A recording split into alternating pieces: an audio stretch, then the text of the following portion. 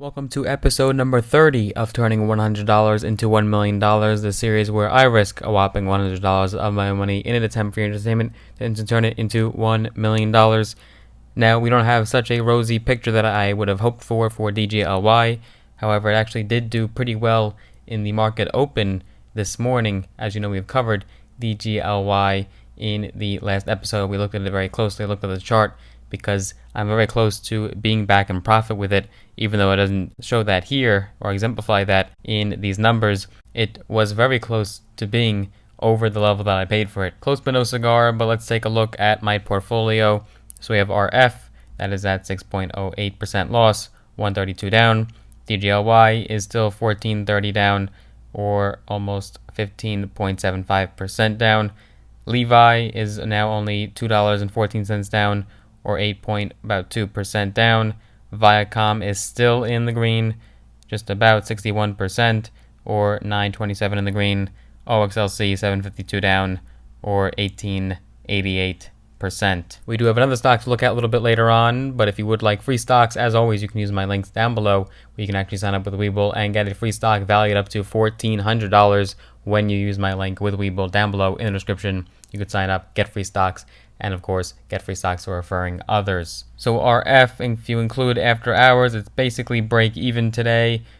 Oh, it actually just changed right there live, right in front of us. This has never happened before, but it just changed live in front of us. It's actually 9 cents down and then 4 cents up after hours. Maybe it just had an update with one order or something. I don't know what happened there, but it just updated right in front of us. I don't know if that happened or after they close. But 5 days just barely in the red, and then the 1 month that's still down over 15%, and then 6 months definitely a lot more than that. Trading sideways, it's a little choppy up and down, not much action here. This is not very lively, so we're just going to be holding it for now. And then DGLY, this is quite the story because it actually ended up being in the green today, just above the closing mark, and then it ticked up after hours, 4 cents in addition. But look at where it opened here. At 9:30 a.m. it was at 390, 391.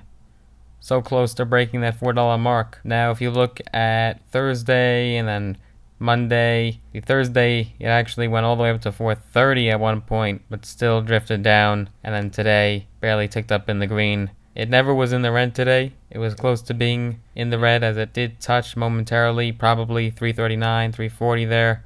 This chart isn't always accurate with every single order.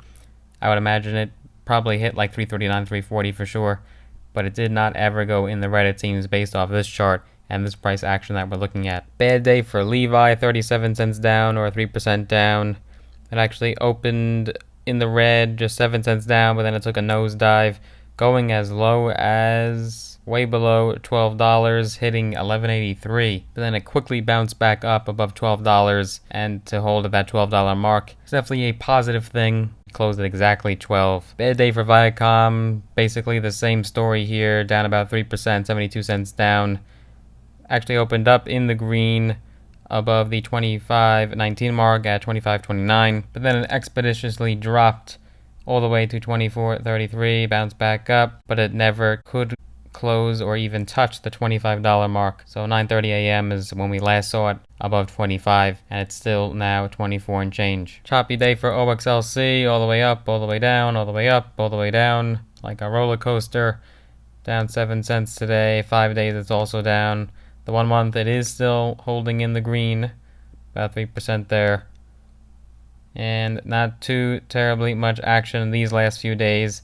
Just been trading in between above $4 and all the way as high as like 430, 440, but very few price movements here. The stock I want to take a look at in today's episode is going to be IBIO, or iBioPharma Incorporated. It's a biotechnology company. It is soaring and making headlines. Today alone, if you include after hours, it was up over 70%. Or $3 up. 5 days, you could see the noticeable uptrend here, almost 200% up. And then if you do 1 month, it's up almost 350%. In the 6 months, you could have bought it back if you knew to buy it back in February. But this was even before the virus really began to spread and become prevalent. You could have bought it for just 30 cents. You could have bought the stock even in the 20s. how much would you have made then? You would have made almost 2,000% on your money. Who would have thought? Even then, if you sold right here, you still would have made about 700%, and that was only from the beginning of January, not even, because you could have bought it before that.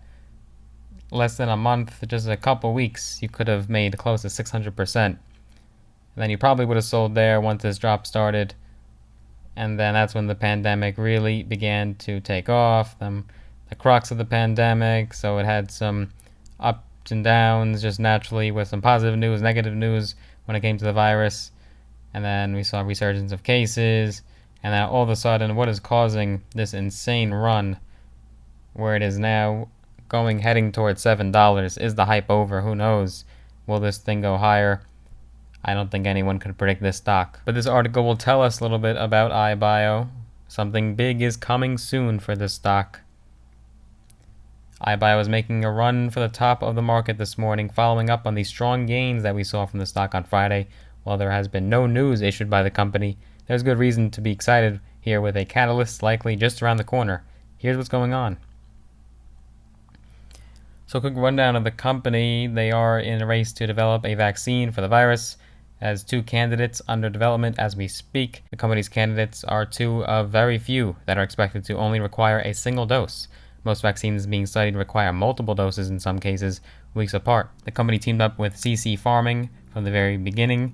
Not only does this partnership open the door to the Chinese market, but it brings experience to the table as CC Farming has developed a vaccine for a sister strain of the coronavirus. The company owns Fast Farming Facility. The facility, commissioned by the United States government, was developed in order to manufacture vaccines and other biologic agents quickly in times of pandemic like what we're seeing today. The bottom line here is simple. Not only is iBio currently developing multiple vaccine candidates to protect consumers against COVID-19, the company has multiple strategic advantages that make it hard to ignore. So investors are antsy while the company has released a couple press releases, hasn't said anything about the work of the vaccine in a couple months. The development of any vaccine or treatment is going to take some time, but an update might be around the corner, and we're waiting on data from its preclinical efforts with regard to a second vaccine candidate. The stock could rocket if these updates are positive, and according to the writer of this article, it's a great stock to consider in both the short and long run. In the short term, there are several development-related catalysts that have the potential to yield serious gains. In the long run, the company has the potential to be a cornerstone in the vaccination against COVID-19, being one of very few with a potential viable vaccine that requires only a single dose and having the ability to manufacture that vaccine at lightning pace. All in all, IBIO stock is one to watch closely. That is for sure. At the end of the day, it's not even a billion-dollar company, so if they were to develop something, perhaps a much larger company like a Pfizer or an Abbott would ultimately just buy or take that vaccine or perhaps get the rights to that vaccine.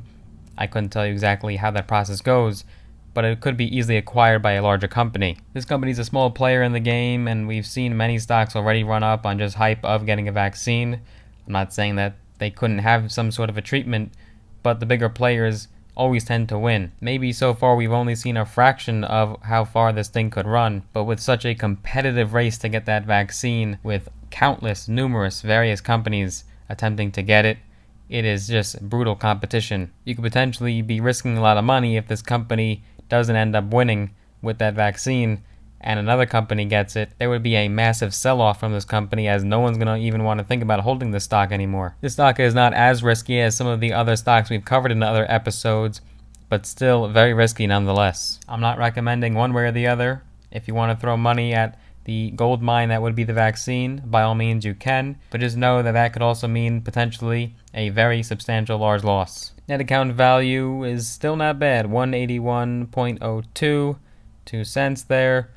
It was at the 190s in the last episode, so not too far off from where we were, but definitely some room to go. But I hope you enjoyed this episode. If you did, be sure that you give the video a big thumbs up, smash that like button, and if you'd like to see more videos from my channel, I do post videos every single week covering all topics that you want to hear. If you're into this kind of niche, then be sure that you subscribe and hit that notification bell as well. Looking forward to seeing you in the next video.